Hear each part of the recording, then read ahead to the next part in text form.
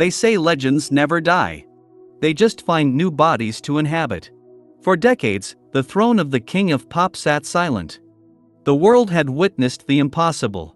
It had watched one man redefine gravity, rewrite choreography, and collapse the borders between race, genre, and generation, and then, until 7 stars from the East began to move in a way that felt hauntingly familiar.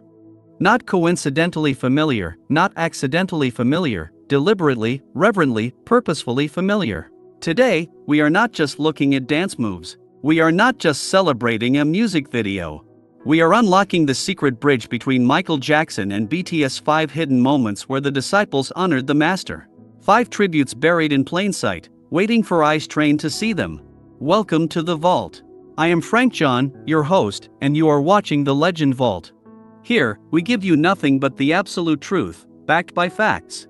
If you want to witness our newest deep dive episodes and unlock the secrets of history, step into the vault right now. Hit that subscribe button and claim your key. Let's dive in. Number 1. The Dynamite Explosion. When BTS dropped Dynamite in the summer of 2020, the world called it an escape. A bright, disco-drenched lifeline thrown into the darkness of a global pandemic, and they were right, but that was only the surface. Beneath the neon and the nostalgia, beneath the roller skates and the retro wardrobe, there was something coded into the choreography that only the trained eye could detect. This wasn't just a hit song, this was a love letter. From the toe stands that defy physics, to the pelvic thrusts that carry the weight of an entire musical lineage, BTS was not simply dancing. They were channeling the spirit of 1979. The spirit of a young Michael Jackson, hungry, electric, unstoppable, pouring himself into every frame of Off the Wall, and the world noticed. But more importantly, the family noticed. Taj Jackson, Michael's own nephew, stood up publicly and acknowledged BTS's tribute.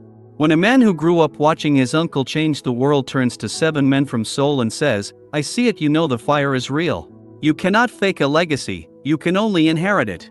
Key fact: Taj Jackson publicly acknowledged BTS's tribute on social media, lending direct family credibility and emotional legitimacy to the MJ-BTS connection. Number 2. The Golden Magne's Tribute.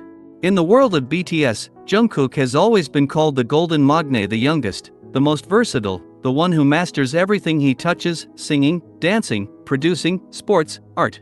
The nickname was always a celebration of his limitless capability. But in 2023, Jungkook stepped into his solo era. And he didn't just find a sound, he found a soul. In Standing Next to You, Jungkook didn't borrow a style. He adopted a spirit, every sharp breath synced to the brass stabs. Everybody isolation executed with the kind of precision that isn't learned in a dance studio, it's earned through years of obsessive, reverential study.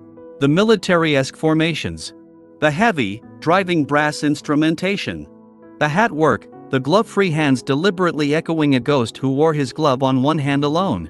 All of it converging into a single, unmistakable signal. Music critics across the globe made note of it immediately. Standing Next to You was not just a debut single, it was a masterclass in respect, and in pop music, there is no greater form of honor. Key fact: Standing Next to You was widely praised by global music critics as a direct stylistic homage to MJ's late 80s and early 90s era, from the brass arrangements to the precision choreography and wardrobe language. Number 3. The MMA Stage. If Tribute 1 was a love letter and Tribute 2 was a soulful inheritance, then the 2020 Melon Music Awards performance was something else entirely. It was a ritual. In 2020, BTS took the world to school on a stage that felt like it existed outside of time. That dance break wasn't K-pop, it wasn't pop. It was a rhythmic ritual performed by 7 men who had spent their entire lives studying the scripture of a single artist. Every hat tilt, every slide, every breathless hee-hee ad-lib woven into the percussion. Each one was a salute. Not an imitation. Not a homage performed for applause. A genuine, bone-deep salute to the man who made the world dance in the first place, and the world felt it. This was the moment the ARMY and the Moonwalkers became one.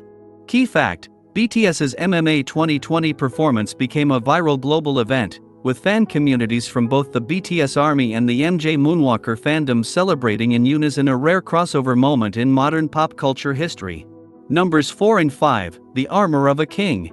Style has always been the silent language of legends. Long before Michael Jackson opened his mouth and sang a single note, His wardrobe had already delivered a thesis: the fedora, the single glove. The high-water pants revealing those white socks above polished loafers, telling the world, before a step was danced, that this man moved differently from every other man on the planet. Look closely at the butter era. The high-water pants, the white socks, the loafers, this is not fashion inspiration, this is not a mood board reference. This is the MJ uniform reconstructed, piece by piece, with a precision that could only come from people who had studied the original with the devotion of scholars. But the deepest tribute isn't the wardrobe. It's the philosophy. Michael Jackson once said, "I'm never totally satisfied." He said it about his music, his performances, his craft, not as a complaint but as a creed. The relentless, haunting perfectionism of a man who knew that greatness is not a destination, it is a direction. BTS lives by that same creed. Their creative director Bang Si-hyuk, their choreographers, their styling teams, every public comeback concept has been refined, reconceived, and rebuilt until it achieves something beyond good enough. Their styling team has publicly cited MJ-era fashion as a reference point across multiple comeback concepts, not once, multiple times. They aren't just wearing his clothes. They are carrying his burden. Key fact: BTS's styling team has publicly cited MJ-era fashion as a direct reference point for multiple comeback concept wardrobes, confirming the tribute as intentional, not incidental. Michael Jackson changed the world so that groups like BTS could conquer it. He did not just make music, he dismantled walls. He walked into spaces where the world told a young black man from Gary, Indiana, that he did not belong, and he did not just survive those spaces. He redesigned them. He made them larger. He made them possible for everyone who came after. He broke the barriers so they could cross the borders. He fought the music industry so BTS could stand on Billboard charts. He fought the entertainment world for artistic ownership so BTS could demand creative control. He redefined what it meant to be a global pop icon so that 7 men from a country that had never placed an artist at #1 in America could walk directly to the top. To the Moonwalkers watching this, your king spirit is in good hands. To the BTS army watching this, you are following the footsteps of greatness.